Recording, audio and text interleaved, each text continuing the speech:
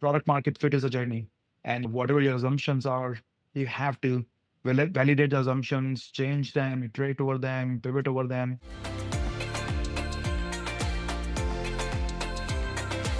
Hello, and welcome to the Unusual Startup Field Guide. It's a podcast where we learn from the most successful founders of unicorn startups how their companies found product market fit. I am your host, John Vrionis. Today, we'll be diving into the story of Traceable. And this is a special episode for us because we're doing it with my good friend and co founder of Unusual, Jyoti Bansal.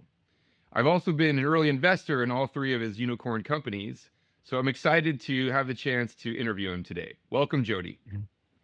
You're my favorite person to talk to about this topic, so it's great to be here. Well, excited to dive in. Let me give the listeners a little more context on you, Jyoti, and then I'm going to start firing some questions at you. Like we do with all of our guests, we go back in the time machine and we talk about the journey to finding product market fit. And so we always start with the insight that led you to starting a company. In this case, we're going to dive into Traceable, which is actually your third company. So even more reason people are probably wondering, why the heck did this guy start a third company? So why don't we start with that? We'll always talk about the value hypothesis, which is the what, the who, and the how as it relates to your journey. And then we want to hear about the surprising twists and turns that you took on your way. Yeah. Before we dive into the latest on Traceable, we should talk about the news last week. Last week, we announced the merger of my two companies, Harness and Traceable. Harness was started with the mission of can we simplify software delivery and DevOps and all the toil that developers have to do once the code is written to ship software. And Traceable was started with the mission of can we secure all the software that the developers are building, and can we make sure that there are no kind of breaches that are happening at the code level, API level, software breaches. And what we realized was that the two companies are starting to converge more and more in terms of the buyer persona, in terms of the user persona, in terms of how people are looking to solve these problems in more of a DevSecOps fashion, where DevOps and application security is starting to converge and becoming more of a joint responsibility by the engineering teams. And we announced the merger of the two companies where the two missions continue, but they merge so we can bring a more complete, comprehensive solution to the market for them. And it just closed today.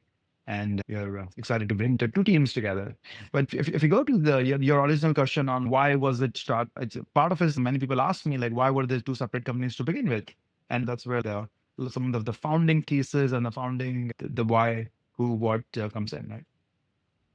So we like to use the word insight when we talk about the journey to product market fit and that journey for founders. Maybe take us back in the time machine. What was the insight that compelled you to start Traceable? Yeah, for me, the traceable insight came from my days at AppDynamics. At AppDynamics, when we had a very great observability and tracing platform, and that observability and tracing was used for people to troubleshoot performance issues.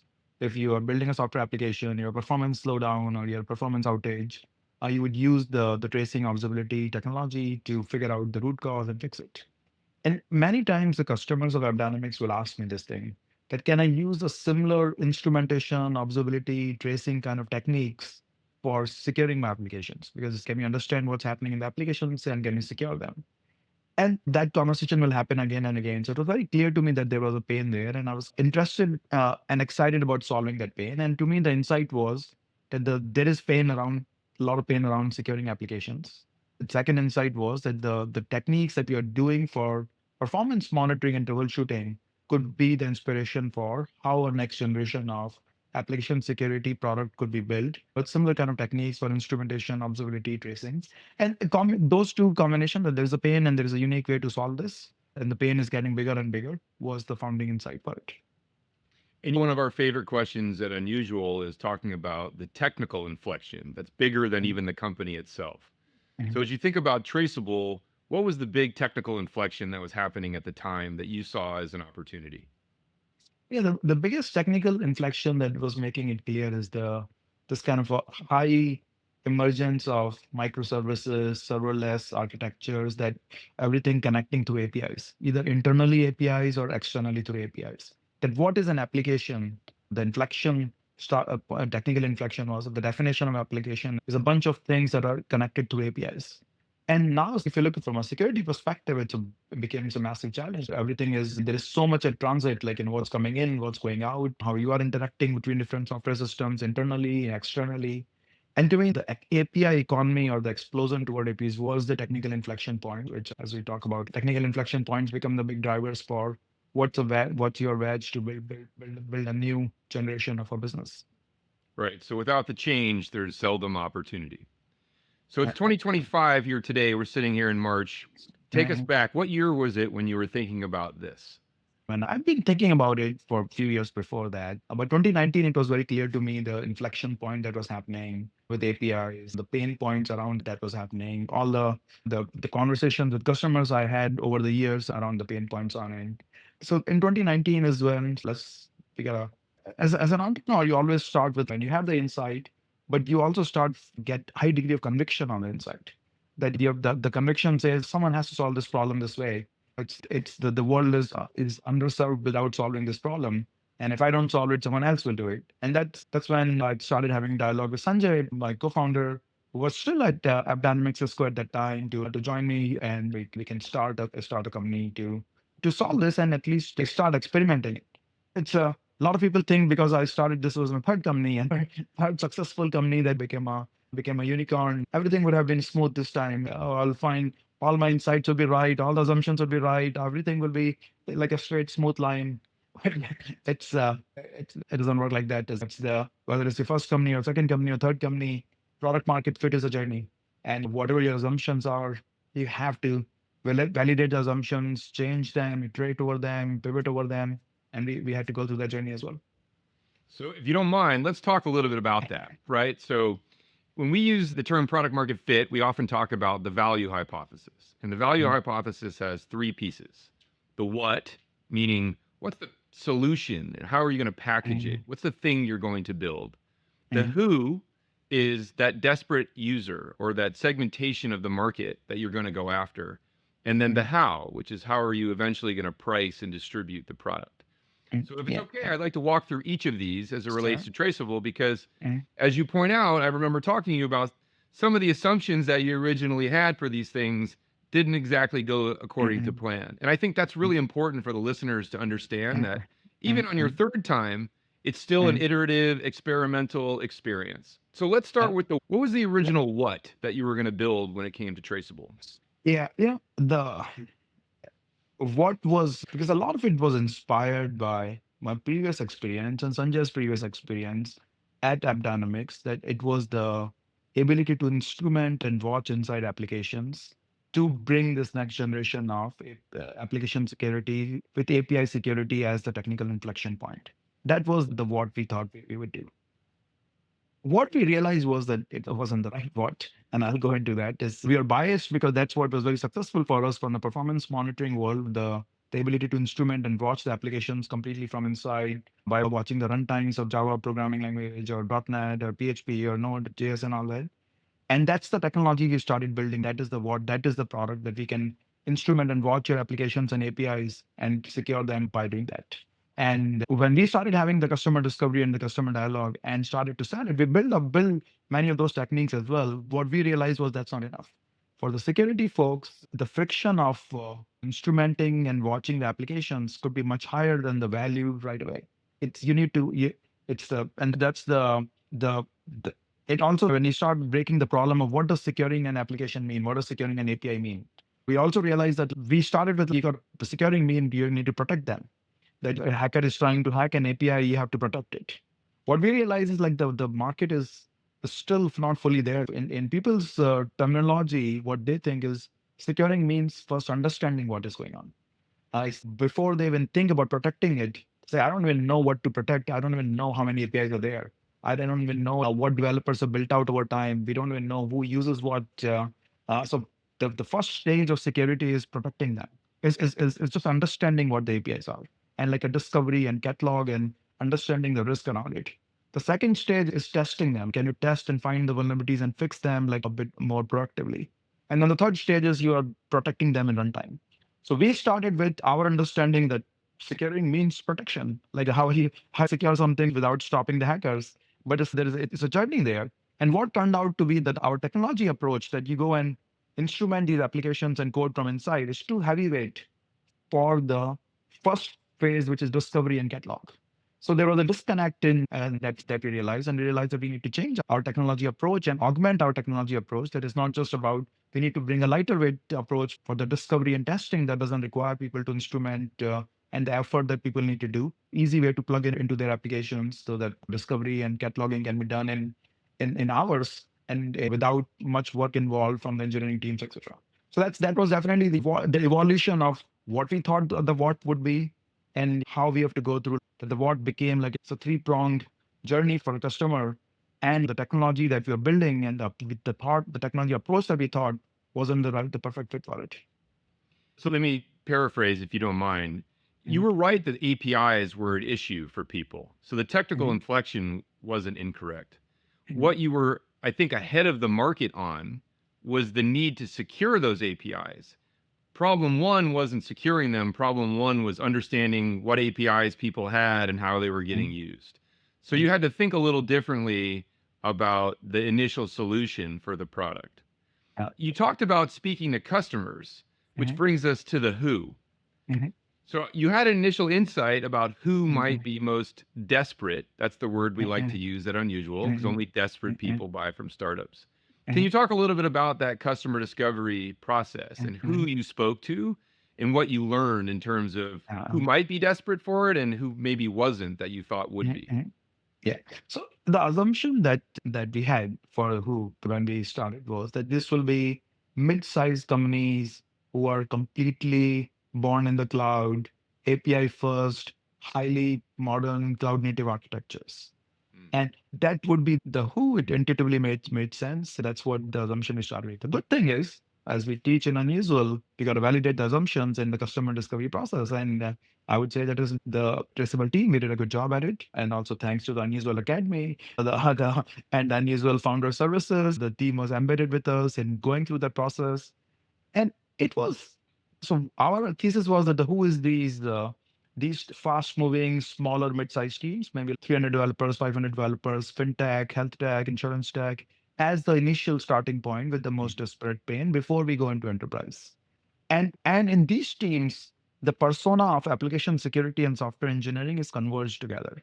Most of the times in these teams, it's not as separate kind of persona. It's the you have your software engineering teams are security conscious, and they are much more comfortable with a lot of data and ability to analyze the data. That was our initial concerns. What we found in the discovery process that is really not true. The people who really care about the securing the APIs the most are larger financial institutions and larger healthcare services where compliance is a big factor, and where there is just more cybersecurity attacks. It's when you're a smaller company, the reality is you're not getting attacked by hackers. You don't really. If you're a hacker, when would you go and put your energy on? You'll put your energy on somewhere where there's just a bigger price to get in terms of Yeah. what you can get. So what we realize is the more pressing pain is larger enterprise, especially like larger financial services, healthcare, where compliance is a factor. People need to protect the data that hackers are trying to steal. They're required. The impact is very high. And that was an assumption change in our mind. It's the where the pain was, and that reflected in the how significantly because when the assumption on how was it will build a very PLG kind of model. If you're gonna go to the fast moving mid-sized kind of companies, PLG is the right model to go to market. That's how the product was designed. We had a strong open source model as well, so we can go into this customer base at high velocity, rapid kind of thing. What we realized was that wasn't the right market. The most of the revenue that we are seeing, even when we're trying the PLG model, we realized that the most of the revenue was coming from large enterprise who was really struggling and was desperate about solving some of these APIs security needs. They were mandated in many cases by the regulators, by the compliance teams, or like previous attacks that they had, cybersecurity attacks that had happened, etc. So the how was the initial assumption on what we thought the how would be had a pivot as well, that we have to pivot to more of a cybersecurity enterprise selling. And what we also realized that the PLG didn't work as well for us because in cybersecurity, when you're selling to enterprise, the teams are very constrained. They're very small teams. They don't have the expertise or even time to go and download a free product and try it. And they are normally done a little bit top down, where the priorities are driven by someone senior, CISO, or someone on what are the priorities are. Many times they use the third party wars to do even the evaluation because they don't have the expertise to do the. So you have to work with the third party wars. So we started with a developer, engineer, PLG focused go to market assumption and working towards that to a more of a enterprise cybersecurity, involve the wars, evolution of our how our go to market. And what you can see, well, as we also talk about in the academy, that they all go hand in hand together.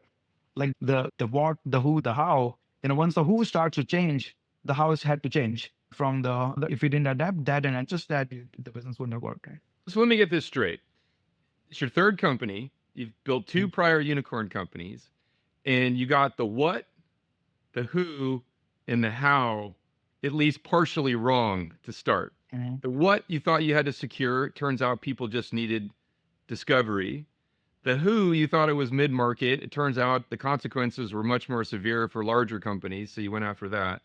And instead of PLG, which by the way was very cool in 2019, everyone was trying to do it. It turns out that classic enterprise selling was the way to actually reach the desperate who. So just for our founders, like that's a lot of pivoting. That's a lot of shifting. That's an amazing growth mindset. Like what advice Mm-hmm. do you have for people who are going through this journey just based on your So own? maybe I should be embarrassed here that Not this at third all. time I had to do all of this. Now, the reality is that this is how startup building is, and this is where the all founders. My advice is not about that you're right. It's about that were you flexible and were you able to iterate to the right path.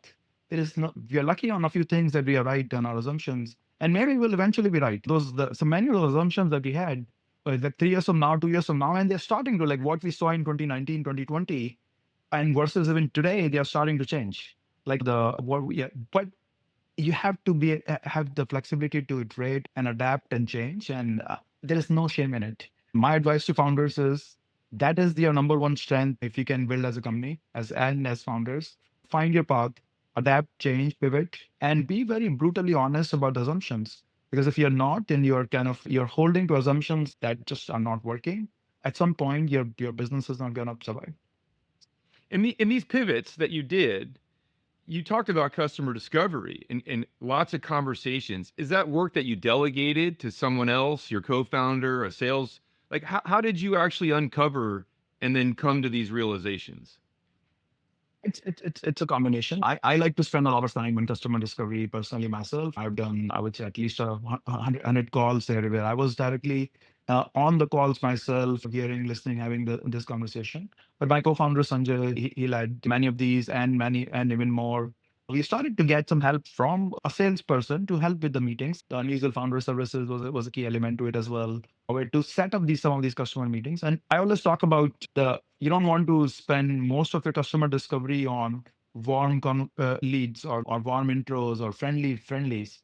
You want to have the cold conversation because that's when you get the most honest conversation when people will tell you like, yeah, this is a pain, this is not a pain. We actually sold to some companies that were not the right product market fit. Who are these kind of the early stage, like the small fintech kind of companies where they were excited about it. They bought the product for not too much, like 20, 30, 40K a year. And as we went through this exercise and we were like co-building them, we also realized that we sold to people who were not the right product market fit. And we adjusted the product market fit like a year later when we realized, okay, our product market fit and majority of the money where we could build the business, a very successful business, which we were able to do is in the enterprise with this kind of go to market and we that these were the pre product market fit customers, which is very strange that we had. We used to call them like these are that we have these 8 customers which are in our pre ICP pre product market fit experimentation category who were excited about the problem and bought for small amounts, but we knew eventually they were not adopting it fast enough because the pain was not desperate enough. And do you think, in if put your intellectual honesty hat on, do you think the things that you discovered were knowable a priori, or do you think that you had to go through the experiments as the mechanism to learn them? I wish things were discoverable, knowable beforehand, but the reality is it is not. Anyone who claims that it is that they knew all the answers, they were there. Most likely they got very lucky that all their assumptions were right, which I don't think is the case. I've done it 3 times. App Dynamics, I had some assumptions that were right, some assumptions were not right. And I had to pivot on those. Same with Harness, same at Traceable. But no one can get all the assumptions. And if you don't change, it won't happen. And that's really to me is the crux of the product market fit process of like how do you validate the assumptions that are right and how do you invalidate the assumptions that are not right and find the right solutions and where everything fits together, the what, who, how all comes together. And then you have a product, a company to successful go-to-market model that you can build around it and you can scale the business. Silicon Valley loves its founder revisionist history stories where you were hit by a bolt of lightning and everything went right and you all your assumptions were true, but the reality is that's just not how it works, right? This iterative process is embrace it, right? It's part of the journey. So it's a real credit to you that you have the perseverance and the learner's mindset to continue to pivot, right? Because that seems like that is the way. And it is hard and could be frustrating sometimes, but it is very fulfilling in the end that you are reducing the risk a lot by going through that iterative exercise. And I say, if you go on a false assumption and you hire a lot of salespeople and you start burning your cash away, it's that's why a lot of companies don't survive this phase there. That said, maybe I wish maybe if I do a fourth company ever, maybe that I've less pivots to do. But at the same time, I do, as I said, this is how companies are built, and I'm a strong believer in the this kind of the flexibility is what makes us strong and nothing Yep. else. Yeah, your ability to run experiments, to learn fast and pivot quickly, as opposed to building too much, spending too much time and money, I think that's often the difference between the startups that succeed and don't. Okay, so Yeah. Traceable, amazing news last week. Just to summarize on that, now Harness and Traceable are together. What's the big vision for the company as you think about the next 5, 10 years? Sure. The vision for Harness and Traceable combined now starts with what's happening in the world of software engineering. There are about 40 million software developers in the world today. And if you look at the cost of software developer across the US, Europe, India, China, everyone combined, there's about at least $100,000. That's about $4 trillion that's spent on software engineering. Mm. The reality is about 30-40% of the software engineering time it goes into all the things that are outside of coding and planning and creative work. And if you go in a very large company, it could be even 60-70% of the time. Whether it's about testing, building code, deploying code, making sure the cost is good, making sure your compliance, making sure your quality is on like scalability, performance, all of that is good, making sure your security is good, which is a big time drain. And that's 40% of the cost of software engineering.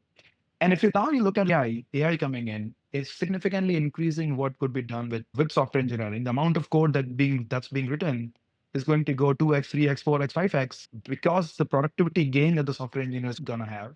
It also the more people will easily become developers now, citizen developers with AI, software engineering will become more accessible to do that. So we're just gonna see a massive explosion in the amount of code that's being written. So now if you look at the delivery process of building, deploying, securing it, governing compliance, all of that becomes even a bigger problem. If you look at even today, it's $1 trillion of the software engineering time is spent on software delivery, all the work that goes in there. And our vision and Harness is to can we automate most of that to AI? Can we bring data and automation and AI agents to solve most of that?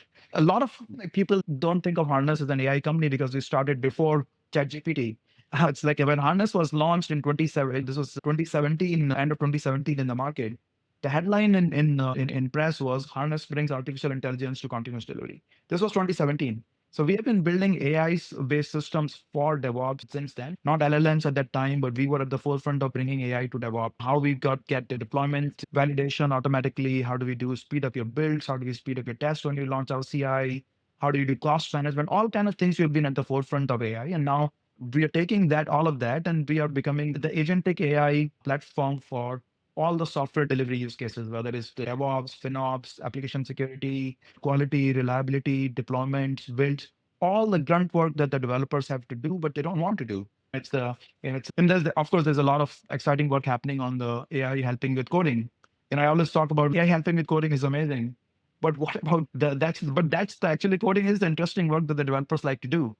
What if all the non-interesting work the developers don't like to do, which is taking like 30-40% of their time? Let's bring AI to that. And that's where our mission in Harness is. And a big part of that is security. That's where Traceable comes in. How do you create secure software? How do you deploy secure software? How do you make sure and everything is secure all the way to the software lifecycle? So very excited about where the business can grow. We are a sizable business now. This year, the combined companies will be north of 250 million in ARR, growing north of 50%. And a few companies at our size growing at that. So we're very proud about that. And we think like the momentum is with the two companies coming together continues to grow to offer for the next many years. Amazing. Listen, I really appreciate you sharing the story, being vulnerable as always. I've learned so much from you over the years, so appreciate being your partner in the journey. So Yeah, let's thank wrap you. up with a few rapid fire questions Mm-mm. quickly, if you don't mind. The first is, what is your one piece of advice for aspiring entrepreneurs who are building right now in the age of AI? The advice that I just shared already: be flexible, iterate, validate your assumptions, and that's be flexible to change. What's a book that you think every founder should read? Mm. One book. The one I really and I think every founder should read is Built to Last, Jim Collins. It's the whole concept of to build a great company. There have to be a vision and some kind of a visionary mindset about your company, about the problems you're solving. You're building it for the long term, but you're not really just looking for flashy things. All the learnings and insights, I think it's very helpful for me, and I would encourage every founder. What's the secret to building a great team? For me, secret to building a great team, you try to hire the best people as in the areas that you're looking at. And to me, I look at everyone has to lean on their superpower. That's how the great teams are built. If I have a certain superpower, I want to lean on that. And I want to surround myself with people who have different other superpowers, other strengths that they are really good at that I can learn from on those areas from them. And that's what I encourage on everyone. But that's the on of bringing the right people. The second part to me is about building great team is creating high degree of alignment. And a lot of times, like when I build a team, management team, my focus is and that can I create alignment that people are all marching in the same direction in the same way. Your clarity of vision, short term, long term. Your clarity of goals, short term, long term. Your clarity of high level, how we gonna go there short today and 2 years, 3 years from now. And once that alignment is there, the teams can just go and run on themselves. And you don't need, they trust each other, they respect each other. And now the third thing that you layer on top of that is visibility and accountability. That you have the right people in the seat, you create alignment and goals and clarity around that. And then you have ownership, accountability, and metrics and visibility that are shared for to across the team, not just to me, to everyone in the team. So they share the metrics, there's good amount of transparency and trust comes in, and you have a good thriving team that can operate at that point. What is the one soft skill for founders that you think is supremely important? One soft skill, I call it ability to sell, or ability to inspire, or ability to get people part of your mission, your vision. Well, as founders, that is the most of the founders come from technical backgrounds, product background, like myself. And to me, it was very clear the soft skill that I needed to know is to get, you've got to be selling everywhere. You'd be selling to people to join your team. You're selling to your customers, of course. You're selling to investors to invest in you. It's all your partners, all kind of people. And that's, you have to become good at that. And selling could be sold, could be described as storytelling of who you are, your company, the problem you're solving. It could be creating inspiration around it, but that's every founder has to learn that. And last question, leadership can be a lonely thing. What's Mhm. one truth you wish you knew about leadership before you started all those years ago at Dynamics? One truth I wish I knew. That is not easy. It's like when we see the from outside success stories and it feels like very glamorous. But really, when you start peeling the layers, which I didn't know before I started, is like it's all about grit. It's all about determination. You will have out of 10 days, you will have 5 good days and 5 bad days. And you need the grit to go through those 5 bad days. And otherwise it could be you'll be that's important part, especially in the startup world, the entrepreneurial world. Leadership is all about having that grit and not think of it's an easy, glamorous journey. That could be the outcome. But even for that outcome, you have to go through all the hard things. Amazing words of wisdom. All right, well, that's Jyoti Bansal talking about Traceable and the journey to product market fit. Thanks everybody for tuning in to the Unusual Startup Field Guide.